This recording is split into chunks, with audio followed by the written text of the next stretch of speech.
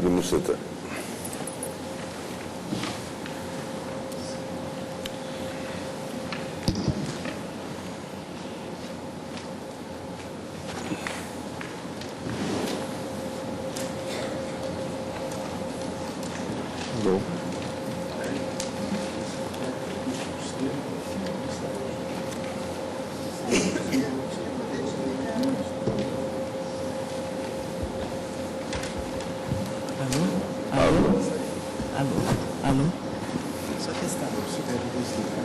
Senhores ministros, portanto, admitida a DPF, passamos agora ao exame da liminar. Ministérios, ontem já se tinha pronunciado no sentido referido. Ministério. Senhor presidente, eu já manifestei anteriormente.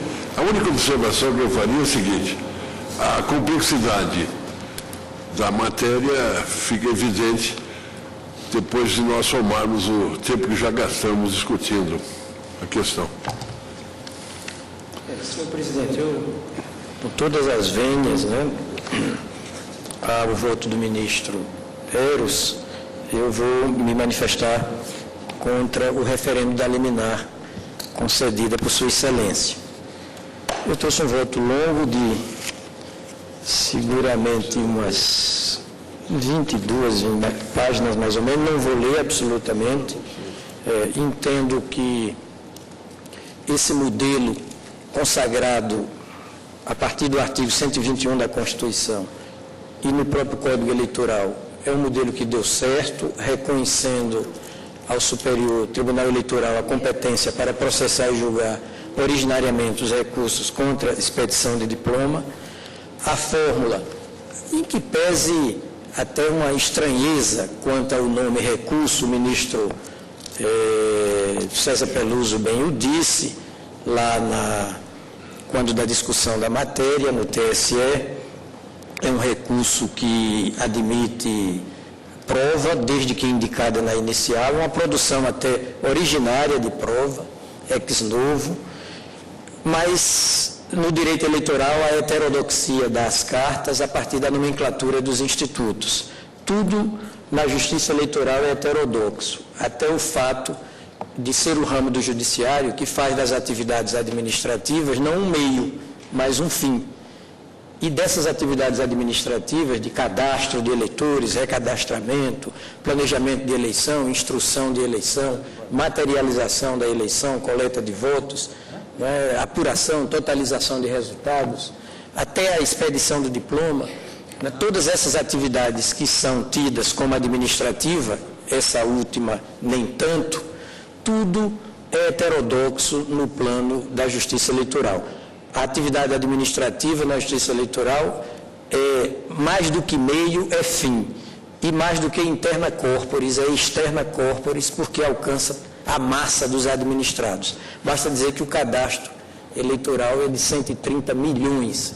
Nós temos mais de 130 milhões de eleitores cadastrados.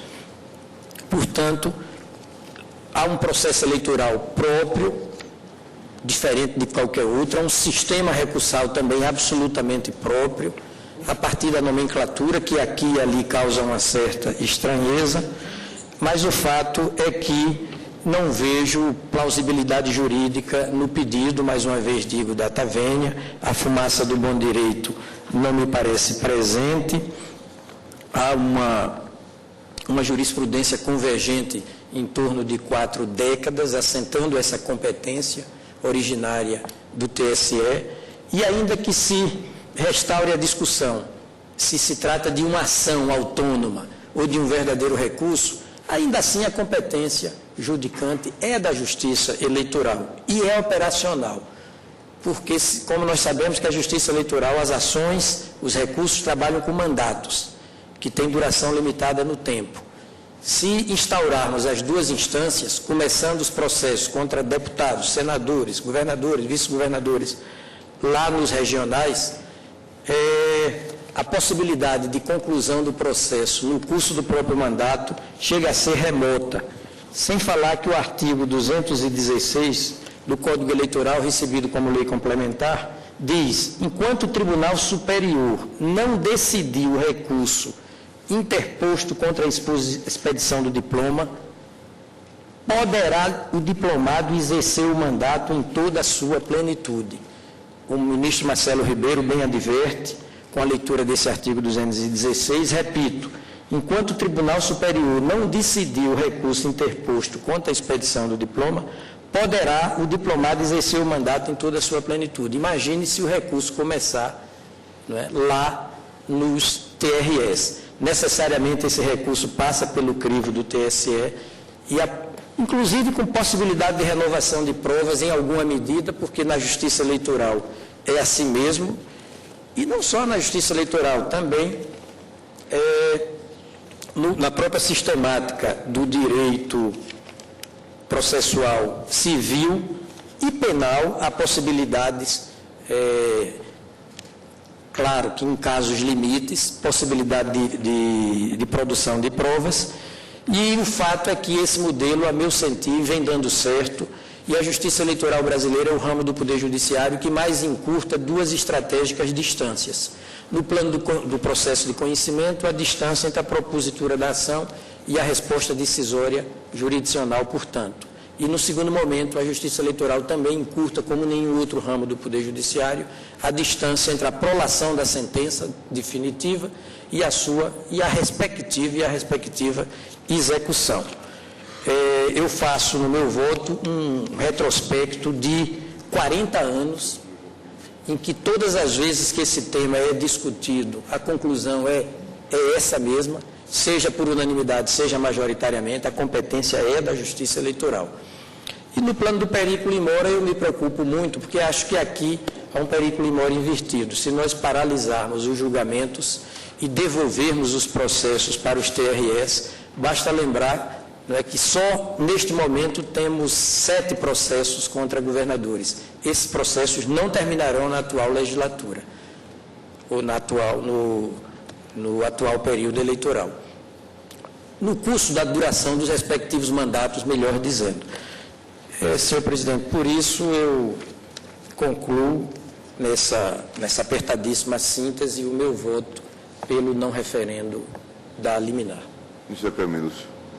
Também eu, senhor presidente, peço o vênio ao eminente ministro relator, mas acompanho a divergência, negando o referendo, por me parecer, primeiro, que não há a plausibilidade jurídica ou relevante fundamento que poderia autorizar, num primeiro momento, a alterar, ou pelo menos estancar a aplicação de uma jurisprudência que vem de tantos anos continuados, como bem acaba de reafirmar o eminente ministro Carlos Brito, ainda que por maioria as decisões que prevalecem, que consolidaram a jurisprudência, foram rigorosamente nos termos em que está se procedendo. E, por outro lado, eu acho que a liminar, uma vez afirmada, gera mais insegurança jurídica do que segurança jurídica em face das múltiplas ações que se desdobram, que têm trâmite e que, portanto, ficam agora numa situação de muita dificuldade, sem pensar que já nos últimos dias de vigência da liminar, houve, inclusive, no próprio Tribunal Superior Eleitoral, várias indagações sobre a sua aplicação, porque foram julgamentos e processos correlatos. Isto gerou também uma insegurança mesmo dos ministros do Tribunal Superior Eleitoral para a exata interpretação. Portanto, eu acho que não há qualquer perigo que se mantenha, tal como está, a aplicação das normas, até que venha o julgamento definitivo. Por essas razões, mais uma vez, digo, me desculpando perante o eminente ministro relator, por não o acompanhar desta feita, mas eu nego o referendo. Ministro Lewandowski. Presidente, eu também vou pedir vênia ao eminente relator, dizendo que, neste momento, não ingressarei na natureza jurídica do RCED, se trata de um recurso ou uma ação autônoma para impugnar decisão de caráter administrativo da Justiça Eleitoral. Esta é matéria que será examinada quando no julgamento do mérito desta DPF.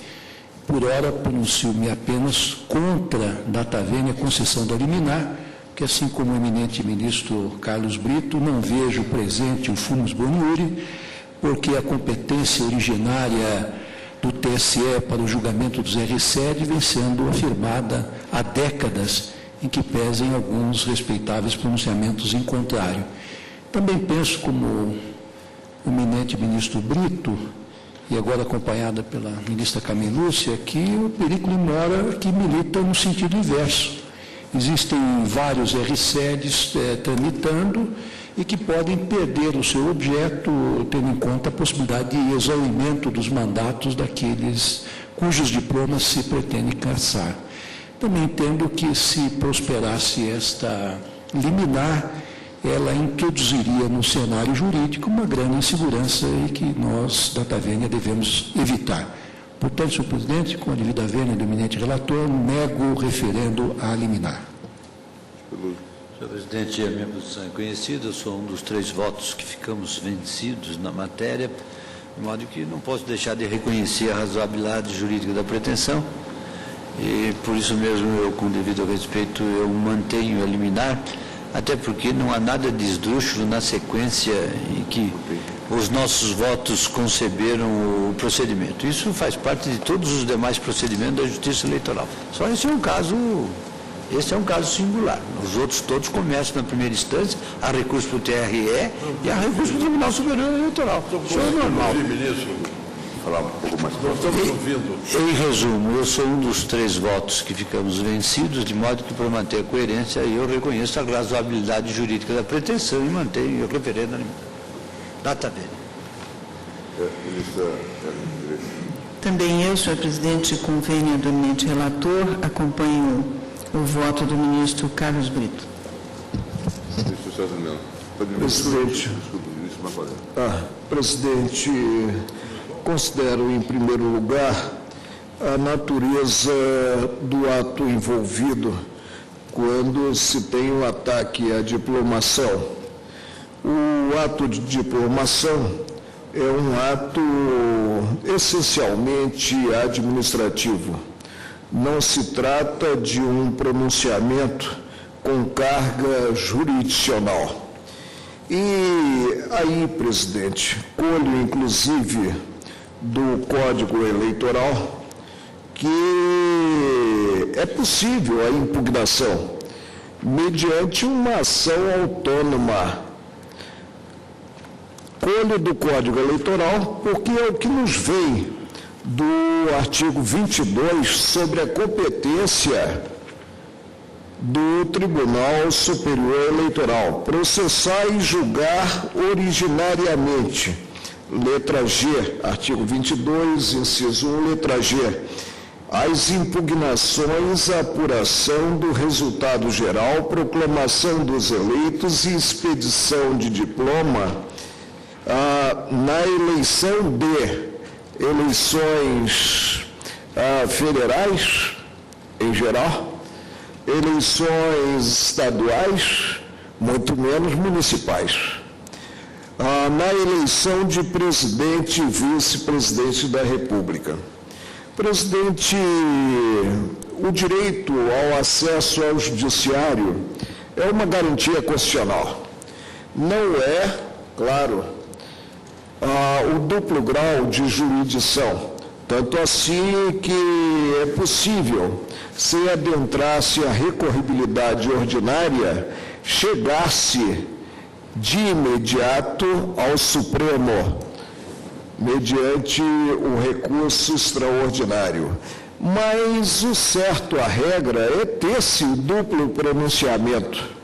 E o duplo pronunciamento, tanto quanto possível, com devolução plena da matéria, atuando o órgão revisor em revisão ampla, alargada.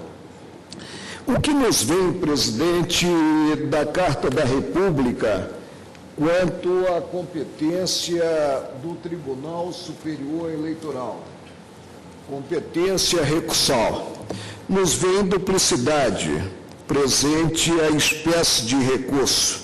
E aí nós temos que os 2 primeiros incisos do parágrafo 4º do artigo 121 versam a recorribilidade de natureza extraordinária. Por quê? Porque se tem pressupostos específicos de recorribilidade. A decisão proferida contra a disposição expressa desta Constituição ou de lei, e divergência, dissenso de julgados na interpretação de lei entre 2 ou mais tribunais eleitorais. O parágrafo 4º norteia os incisos, como a cabeça do artigo norteia o alcance do parágrafo 4º. E o parágrafo 4º revela que das decisões dos tribunais regionais eleitorais somente caberá recurso quando, aí vem o preceito, versarem sobre inelegibilidade ou expedição de diplomas. Que decisões? Decisões administrativas, não. Aqui a alusão está jungida à área jurisdicional, decisão judicial. Pois bem, presidente, se assentarmos que ao Tribunal Superior Eleitoral compete não só julgar impugnação a diploma de presidente da República, de vice-presidente da República, como também diplomas outros dos governadores, dos deputados federais, dos senadores da República, dos deputados estaduais, quando teremos a pertinência, a aplicabilidade, a concretude do parágrafo 4º, do parágrafo 4º, inciso 3 do artigo 121 da Constituição Federal. Quando caberá, envolvida diplomação e pronunciamento judicial de Tribunal Regional Eleitoral, recurso para o Tribunal Superior Eleitoral. Inocuidade, presidente? Articula-se, presidente, a meu ver, nós temos que dar descontos, considerada a interpretação verbal, gramatical, que é a que mais seduz, com o preceito do artigo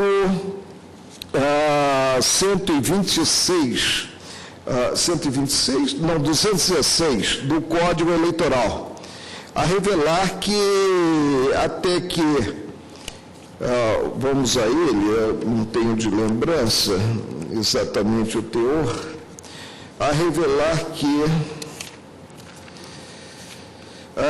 enquanto o Tribunal Superior Eleitoral não decidiu o recurso interposto contra a expedição de diploma, poderá o diplomado exercer o mandato em sua plenitude. Qual é a premissa aqui, presidente? Que tenha havido a glosa no campo jurisdicional, a diplomação na origem.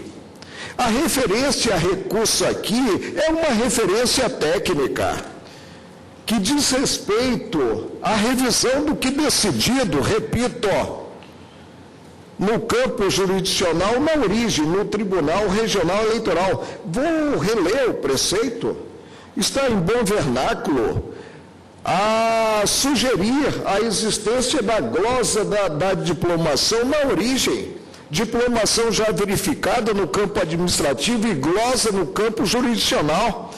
É o que decorre da parte final desse dispositivo, enquanto o Tribunal Superior não decidir o recurso interposto contra a expedição do diploma, poderá o diplomado, eu diria, implicitamente aqui incluído, em que pese a glosa da diplomação no campo jurisdicional na origem, porque se não houve glosa, evidentemente, a ordem natural das coisas direciona ao exercício, ao cumprimento do mandato, poderá o diplomado exercer o mandato em sua plenitude.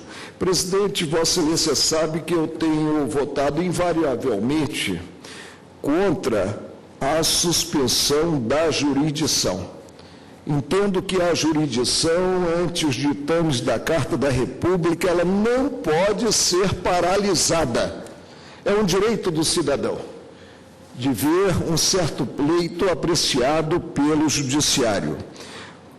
Por isso, não referendo integralmente a liminar do relator, mas implemento uma providência que implica na sequência das impugnações aos diplomas e, portanto, na manutenção da jurisdição, e com possibilidade de aí sim ter-se a eficácia do inciso 3 do parágrafo 4º do artigo 121 da Carta.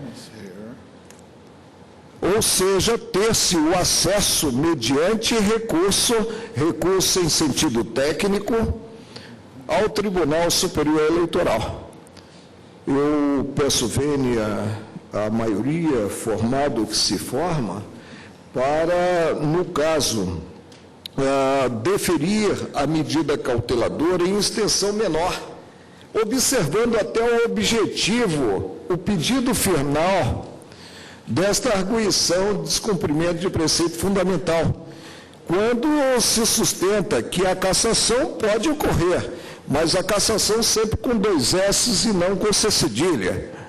E se pede que se mantenha a competência, conforme sugere o inciso 3 do parágrafo 4º do artigo 121 da Carta, a competência para a ação de impugnação ao diploma nas eleições federais e estaduais, afastada, evidentemente, a eleição para os 2 cargos maiores da nação, presidência e vice-presidência, né? A competência dos tribunais regionais eleitorais.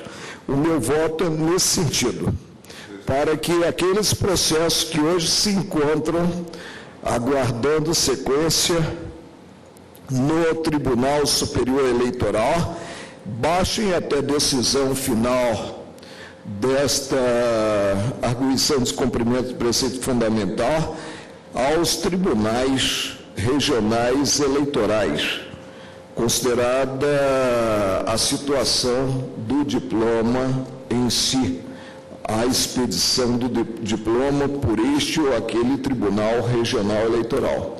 É como voto com a devida vênia dos colegas e com a compreensão do relator, ministro Eros Grau.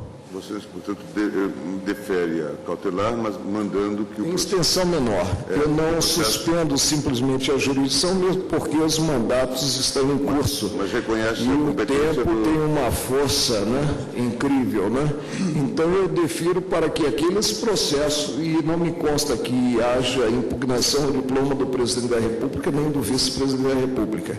Aqueles processos que hoje estão, né, originariamente no TSE, né, sejam remetidos aos regionais, para que ocorra a sequência, a decisão pelos regionais e a interposição, se assim decidirem os prejudicados, a interposição do recurso ordinário, que é ordinário no bom sentido, né, para o Tribunal Superior Eleitoral.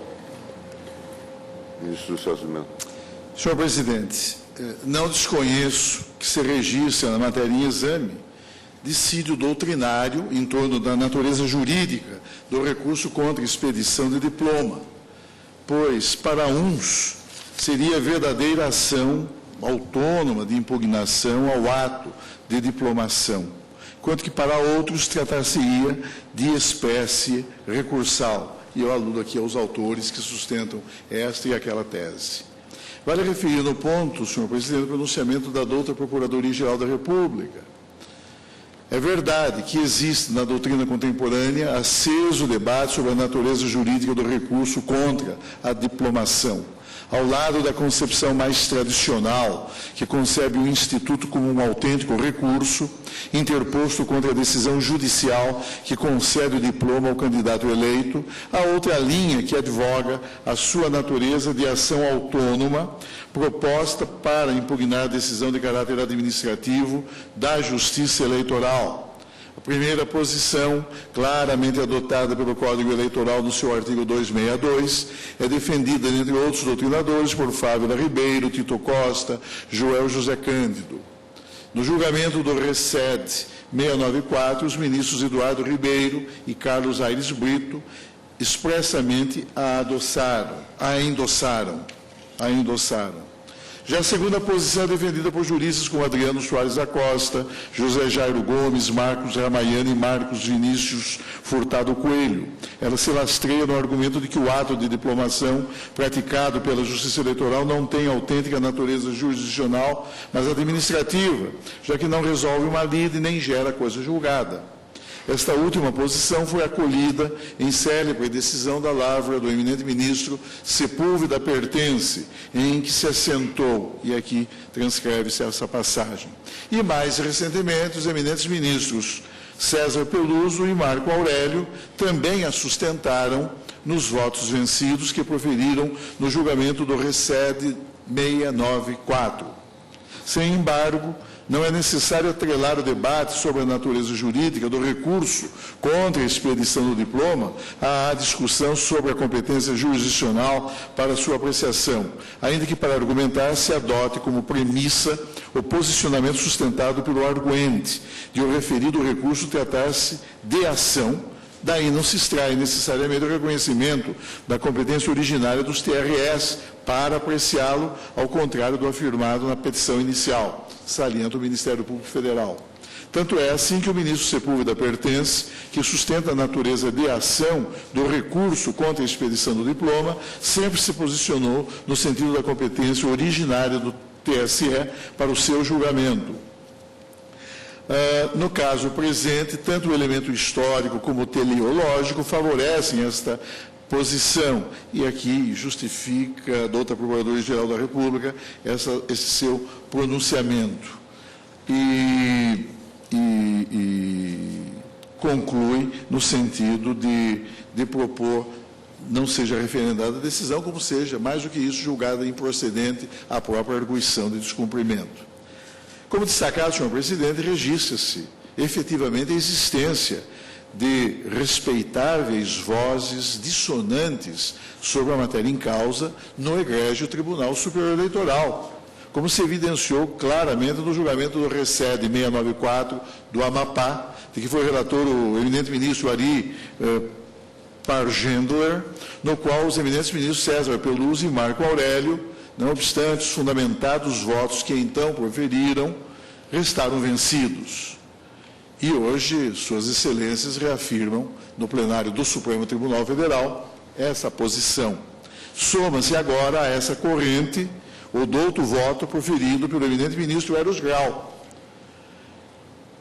Sendo esse o estado da questão, senhor presidente, e tratando-se na espécie de postulação que objetiva a revisão substancial de jurisprudência numa radical inversão de posições até então consolidadas no âmbito da Justiça Eleitoral, tenho para mim que se deve observar a fórmula da cautela, em ordem a que prevaleça até final julgamento da presente causa a regra do stare decisis, mantendo-se inalterada a orientação segundo a qual compete ao Tribunal Superior Eleitoral julgar os recursos contra a expedição de diplomas federais e estaduais, prestigiando-se desse modo, notadamente em face da magnitude do periculum in mora inverso, como a ele se referiu a douta Procuradoria-Geral da República, diretriz jurisprudencial que vem prevalecendo, como aqui já acentuado pelo eminente ministro Carlos Brito, há 4 décadas no âmbito do órgão de cúpula da Justiça Eleitoral.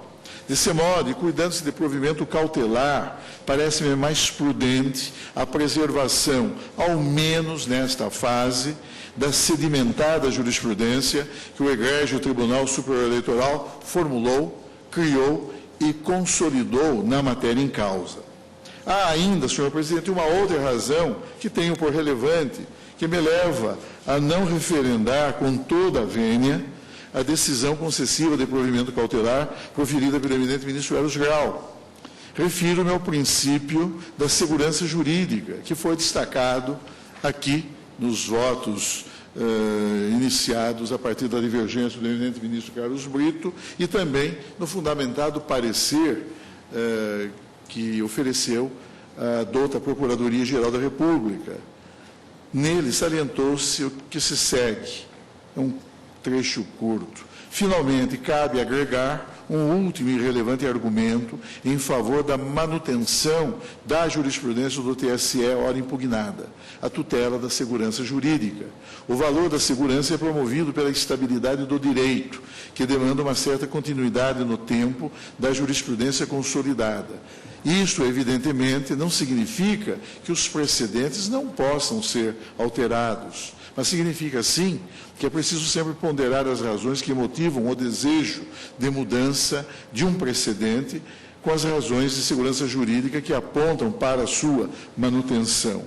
Na hipótese presente, são fortíssimas as razões de segurança jurídica que justificam a manutenção da jurisprudência impugnada, tendo em vista não apenas o fato de que ela se cristalizou há mais de 4 décadas, como também a circunstância de que os atores políticos relevantes têm pautado nela a sua atuação. Esse dado, a meu juízo, senhor presidente, assume extrema importância, pois coloca em pauta a questão relevantíssima da segurança jurídica que há de prevalecer nas relações entre o Estado, o candidato e o cidadão eleitor, em ordem a que as justas expectativas desses protagonistas do processo político-eleitoral não sejam frustradas por atuação inesperada do poder público, como sucederia em situações, como a hora em exame, em que se poderá registrar tal viesse a ser, disse eu aqui, tal venha a ser, mas na verdade já se firmou claramente nesse plenário uma posição no sentido de não se referendar a decisão. Mas, enfim, uma situação que tal fosse o resultado desse julgamento, registrar-se-ia, então, clara ruptura de paradigma com a prolação de decisão por esta Suprema Corte, que evidentemente afetaria o desempenho pela Justiça Eleitoral de relevantíssimas atribuições institucionais, gerando dúvidas fundadas sobre a própria validade de decisões já proferidas pelo Tribunal Superior Eleitoral a propósito do exercício do mandato representativo, provocando graves consequências em torno até mesmo da legitimidade da representação popular. Não se desconhece que, na cláusula constitucional que contempla o direito à segurança, inclui-se a positivação do direito à segurança jurídica, sob pena de se desconsiderar com grave lesão aos cidadãos eleitores e aos candidatos eleitos o atributo da previsibilidade das ações estatais, atributo esse que norteia e estimula a adoção de padrões de comportamento por parte das pessoas em geral e do Estado em particular. Os cidadãos não podem ser atingidos pela variação abrupta de consolidada jurisprudência ou pela instabilidade das decisões proferidas pelas instâncias judiciárias. Assume relevo desse modo, senhor presidente, como aqui já acentuado, a asserção segundo a qual o princípio da segurança jurídica supõe que o direito seja previsível e que as situações jurídicas permaneçam relativamente estáveis. A instabilidade das decisões estatais, motivada pela ruptura abrupta de critérios jurisprudenciais que até então pautavam o comportamento dos cidadãos em geral, tanto eleitores quanto candidatos, não pode nem deve afetar ou comprometer a esfera jurídica daqueles que, confiando em diretriz firmada pelos tribunais, pelo TSE em particular, e agindo de acordo com esse entendimento, ajustaram de boa fé a sua conduta aos pronunciamentos reiterados do Tribunal Superior Eleitoral, a propósito de sua própria competência para o julgamento dos recursos contra a expedição de diplomas federais e estaduais. Não constitui demasia assinalar que o princípio da segurança jurídica, que se reveste de natureza eminentemente constitucional, tem sido prestigiado por esta Suprema Corte em diversos julgamentos, inclusive naqueles envolvendo relações de direito público e de caráter político. E eu menciono vários precedentes da Corte, de que Vossa Excelência foi relator, e relator também o eminente ministro César Peluso, e ainda o conhecido caso de Mira Estrela, o julgamento que decidiu o RE 197 de 1917, relator ministro Maurício Correia. É preciso destacar, neste ponto, senhor presidente, tal como acentuou a douta Procuradoria-Geral da República, ao propor não fosse referendada a decisão em causa, é preciso destacar que os precedentes, digo eu, que os precedentes firmados pelo Poder Judiciário, como esse que tem prevalecido há 4 décadas no âmbito do Tribunal Superior Eleitoral, assumem várias e significativas funções, pois, primeiro, conferem maior estabilidade à jurisprudência predominante dos tribunais. Segundo, atuam como instrumento de referência oficial. Terceiro, aceleram o julgamento das causas. E quarto, evitam julgados contraditórios. Daí o alto significado jurídico e social que resulta desse processo de consolidação jurisprudencial, pois, além de o precedente encerrar um valioso resultado paradigmático, pertinente a decisões judiciais futuras em torno da mesma controvérsia, dá concreção às múltiplas funções que lhe são inerentes. A função de segurança jurídica, a função de orientação jurisprudencial, a função de simplificação da atividade processual e a função de previsibilidade decisória. O fato, senhor presidente, é que esta Corte, considerando o valor jurídico e social dos precedentes, analisados estes, sob a perspectiva das virtualidades que lhes são inerentes, tais como conferir previsibilidade às futuras decisões judiciais nas matérias abrangidas por esses mesmos precedentes, atribuir estabilidade às relações jurídicas constituídas sob a sua égide, gerar certeza quanto à validade dos efeitos decorrentes de atos praticados de acordo com esses mesmos precedentes e preservar, assim, em respeito à ética do direito, a confiança dos cidadãos nas ações do Estado, não tem procedido, especialmente em sede de simples provimentos cautelares, a drásticas rupturas, nem a radicais transformações de anteriores padrões jurisprudenciais.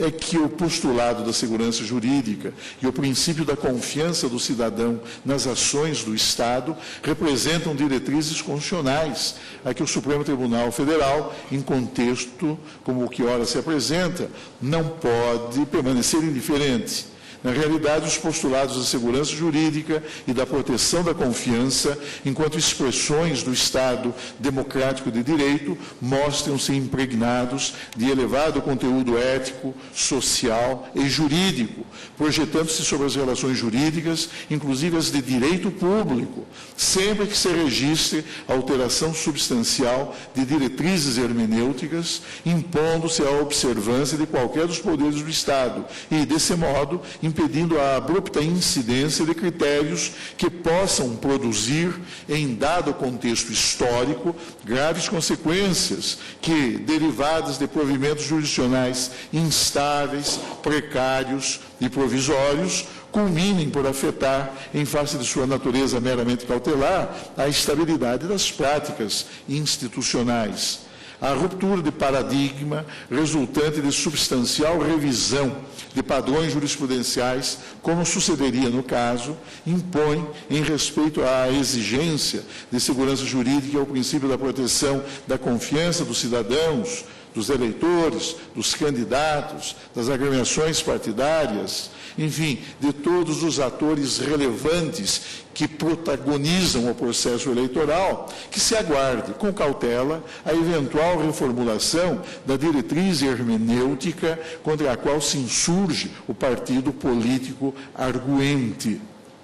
Faço aqui uma outra referência doutrinária a propósito do tema, e é claro, senhor presidente, a existência de precedentes não constitui obstáculo à revisão desses padrões jurisprudenciais consolidados no âmbito dos tribunais.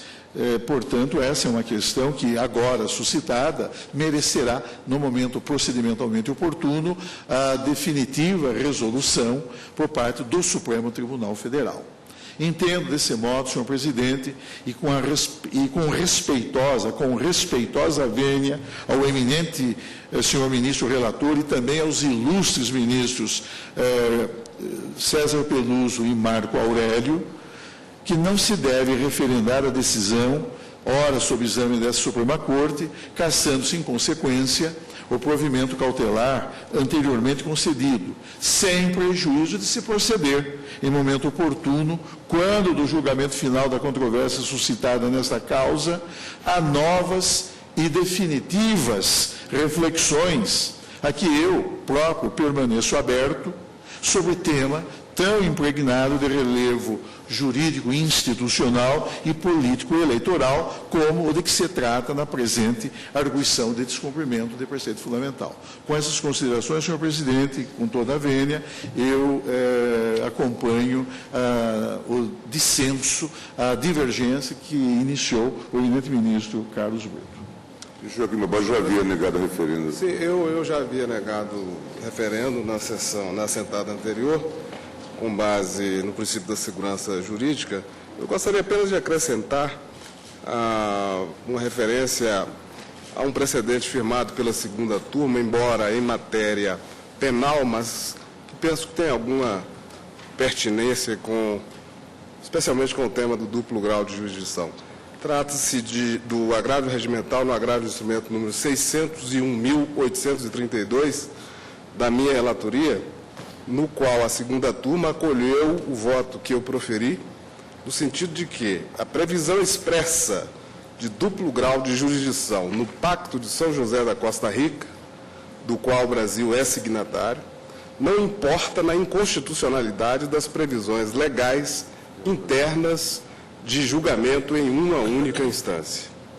Com efeito, eu fundamentei o meu entendimento na orientação jurisprudencial ainda dominante no tribunal acerca do tema do duplo grau de jurisdição em matéria de competência originária dos tribunais, consolidada no julgamento do RHC número 79.785, pertence.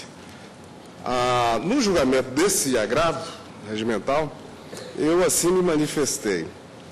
Após o advento da emenda constitucional número 45, consoante redação dada ao artigo 3º do artigo 5º da Constituição, passou-se a atribuir às convenções internacionais sobre direitos humanos hierarquia constitucional. E cito o dispositivo. Desse modo, a Corte deve evoluir do entendimento então prevalente à época do julgado aludido para reconhecer a hierarquia constitucional da Convenção. Contudo, ao atribuir natureza de emenda constitucional à Convenção Americana de Direitos Humanos e, por conseguinte, ao princípio do duplo grau de jurisdição previsto na mesma Convenção, a emenda constitucional não criou automaticamente uma nova espécie de recurso ordinário, no caso, matéria penal, das decisões proferidas no âmbito da competência originária dos tribunais, como queria fazer crer o agravante naquele caso. É verdade que a estatura de emenda constitucional ora dada à Convenção torna o princípio do duplo grau de jurisdição uma garantia de julgamento do recurso por Tribunal Superior. Haveria, assim, em tese, uma aparente antinomia de normas, porquanto não há previsão de recurso de apelação naquela hipótese em análise. No entanto, não é essa a melhor compreensão que se deve dar ao caso.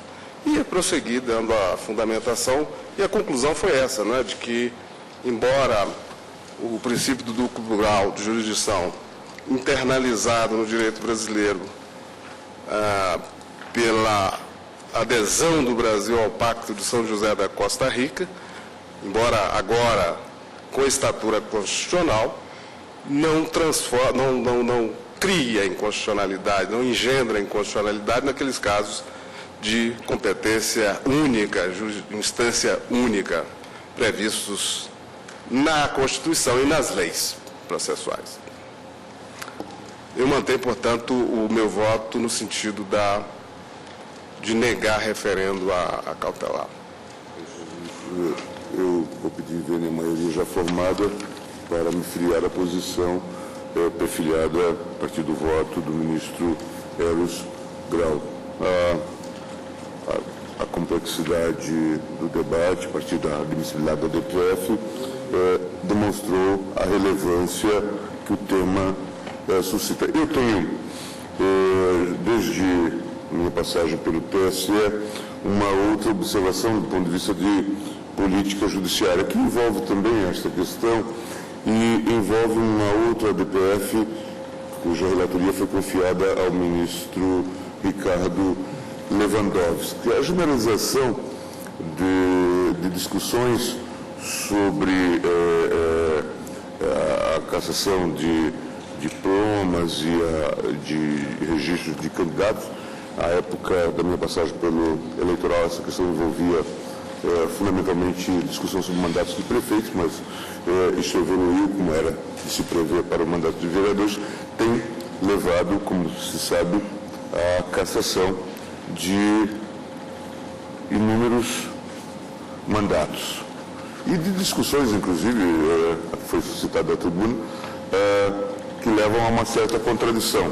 Impugnações de diplomas que depois se sucedem, porque aqueles próprios que são empossados nos cargos também têm a sua legitimidade questionada. Daí ter se arguído até, no caso dessa liminar, um prejuízo adicional, um bloqueio no prosseguimento das atividades do TSE.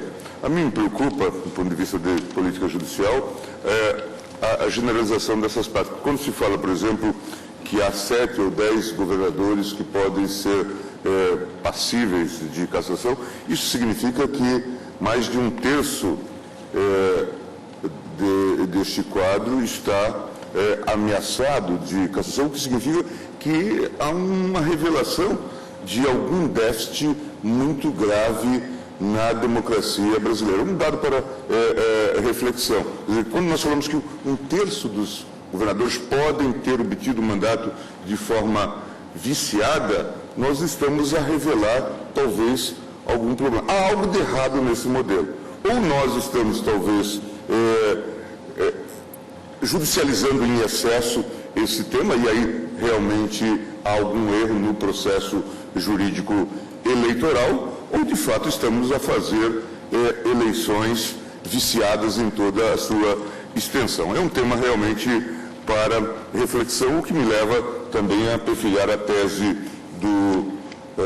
pelo menos quanto ao resultado aqui defendido pelo ministro Eros Grau, pelo ministro Peluso, ministro Marco Aurélio. Acho que é um tema que precisa ser discutido, seja no plano jurisprudencial, no âmbito do TSE e também do Supremo Tribunal Federal, como também deve ser discutido de lege ferenda no âmbito do Congresso Nacional. Há algo que indica algum fator de desequilíbrio. Quando se fala que 7 governadores ou 10 governadores podem ser cassados em eleições majoritárias, e depois ainda, com esta segunda decisão, que também foi placitada pelo TSE, de honorar, de investir o segundo colocado, nós temos realmente uma intervenção desproporcional no sistema político eleitoral, que se revela preocupante. De modo que, fazendo essas observações... Eu quero fazer uma observação, Excelência. A chamada do segundo colocado, tanto quanto o reconhecimento da competência do TSE para processar e julgar os RECEDs ou RCEDs, tudo isso vem de longa data, e já depois da Constituição, 2 governadores foram julgados assim, Flammarion Portela e Monsanta. De sorte que as últimas cassações de governadores não constituem procedimento inédito, inovador do TSE. O TSE tem dado sequência, né, a procedimentos de cassação de governadores e de chamamento dos segundos colocados, já por efeito dessas decisões que eu estou a citar, Flammarion Portela e Monsanta. A nulidade alcance mais de 50% dos votos? Não, o TSE tem feito, desde aquela época, né, um recálculo do rescaldo da eleição, digamos assim. Mas se aprofundarmos essa discussão agora, me parece inoportuna, né? Vossa Excelência pretendo Vossa Excelência de outubro. Boa parte é a discussão. O presidente apenas registrou, né? E Vossa Excelência que abriu a discussão. Por isso que eu apartei. Não, mas se quiser aprofundar a discussão, eu estou ao dispor. Há uma DPF específica sobre o Eu estou apenas lembrando que não há novidade nas últimas cassações. Não há novidade, para que não se pense que o TSE, de repente... Inegavelmente, a história se repete. Nem por isso deixa de merecer correção. Exato. Por exemplo, Vossa Excelência, não sei se votou nesses casos anteriores de governadores. O ministro Gilmar parece que votou num dele. Não me cobre, ministro. Olha, minha memória é muito curta, não me cobre coerência. Eu procuro ser coerente sempre, mas todos nós. Não sugira que eu possa estar sendo, nesta sentada, incoerente. Não. Todos nós temos o direito de mudar de opinião. Eu não estou dizendo que estão mudando, não. Eu, como um computador é único, né, a minha cabeça, né, geralmente eu não alterno enfoques. Né? Mas eu não fiz afirmativa quanto a Vossa Excelência. Aponta que não fiz sabe se eu votei fiz uma interrogação. Vossa Excelência deixou que eu estaria sendo incongruente. Não fiz nenhuma afirmativa.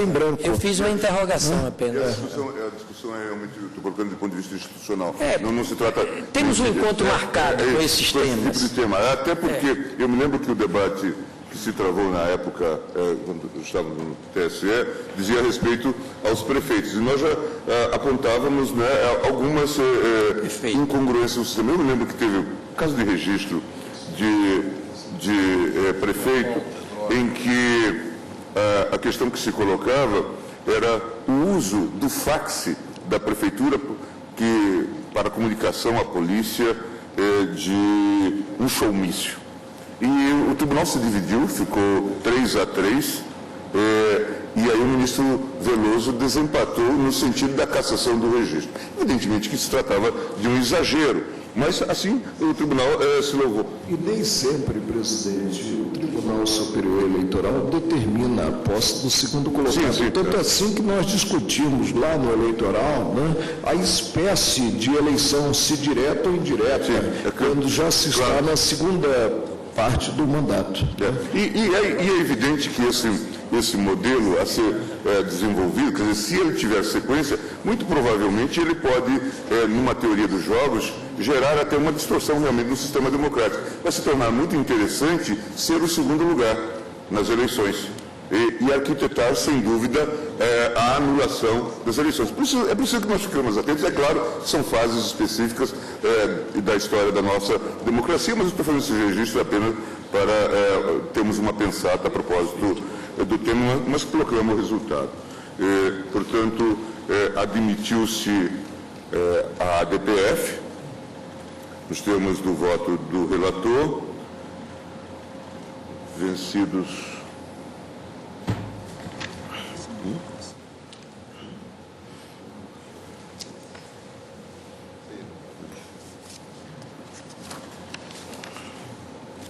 os ministros Carlos Brito, César Peluso, Ellen Grace e parcialmente o ministro Joaquim Barbosa. O tribunal decidiu prosseguir no exame do referendo da cautelar, apesar da ausência de poderes especiais e específicos para o ajuizamento da DPF, concedendo prazo de 5 dias para a regularização. Vencidos os ministros Marco Aurélio, Hélio Grau, Joaquim Barbosa e César Peluso, e prosseguindo no julgamento por maioria, referendo a cautelar, o ministro Eros, o ministro César Peluso, o ministro Marco Aurélio e o presidente negam o referendo do ministro Joaquim Barbosa, ministro Carlos Brito, ministro Joaquim Barbosa, ministro Joaquim Barbosa, ministro Carlos Brito, ministro Carmen Lúcia, ministro Ricardo Lewandowski, Ellen Grace e Celso Lindar. Portanto, presidente, no meu caso,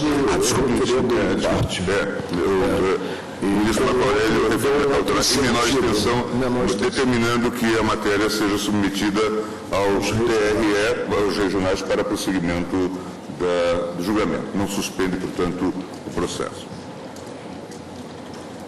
Portanto, negou-se referendo a cautelar.